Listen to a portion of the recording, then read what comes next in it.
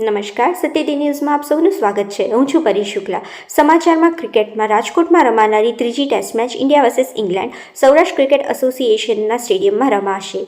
આ પહેલાં હૈદરાબાદમાં પ્રથમ ટેસ્ટ મેચમાં ઇંગ્લેન્ડે ભારતને હરાવ્યું હતું. તે બાદ વિશાખાપટ્ટનમમાં ભારતે ઇંગ્લેન્ડને હરાવીને સિરીઝ 1-1થી ઇક્વલ કરી હતી. હવે આ ત્રીજી ટેસ્ટ મેચ રાજકોટમાં બંને ટીમોની નજર સિરીઝમાં લીડ મેળવવા પર રહેશે.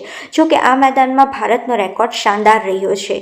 આ પહેલાં રાજકોટમાં બે ટેસ્ટ મેચ રમાયેલી છે. પહેલી 2016માં ભારત અને ઇંગ્લેન્ડ વચ્ચે રમાયેલી છે, જેમાં મેચ ડ્રો થઈ હતી, અને પછી બીજી ટેસ્ટ મેચ 2018માં ભારત અને વેસ્ટ ઇન્ડિઝ વચ્ચે રમાયેલી છે. હવે પાછી ભારત અને ઇંગ્લેન્ડ વચ્ચેની ટેસ્ટ મેચ અહીં રમાવાની છે.